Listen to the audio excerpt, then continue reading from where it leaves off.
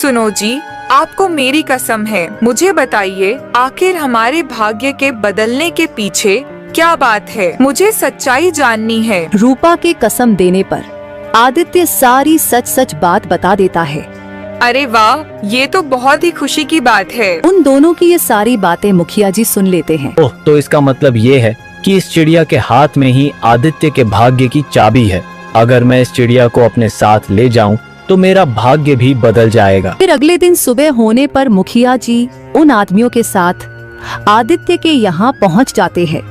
आदित्य, तुम इतने बड़े चोर निकलोगे मैंने कभी सोचा नहीं था। चोरी? कैसी चोरी मुखिया जी? ज्यादा बनने की जरूरत नहीं है, मैं तुम्हारी सारी सच्चाई जान चुका हूँ। कैसी सच्चाई मुखिया जी? आदित्य, एक तो तुम दूसरों के खेतों से जामुन चोरी करके बेचते हो और पूछते हो कैसी चोरी। तुम्हारी सजा ये है कि अब तुम्हें मुझे 15,000 रुपए का भुगतान करना पड़ेगा। अब तो हमारी पहले की तरह जामुन बिकना भी बंद हो गई है। ईश्वर पर भरोसा रखो रूपा, वो कोई ना कोई रास्ता जरूर निकालेंगे। और उधर सुनो चिड़िया, अब से तुम मेरे साथ ही रहोगे और मैं ही तुम्हारा मालिक हूँ, समझे? नहीं, मेरा मालिक आदित्य है और वो मेरी दोस्त है। मुखिया जी चिड़िया से बातें कर ही रहे थे कि तभी उनके पास व्यापारी आता है।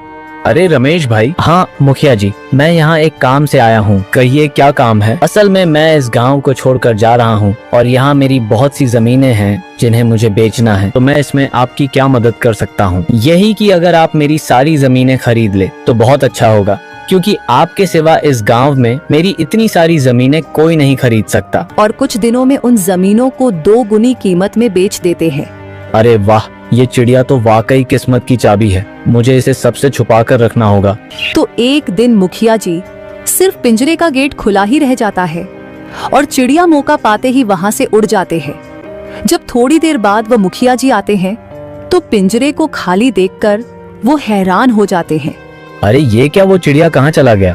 अभी सरपंच जी उस चिड़िया को ढूंढ ही रहे थे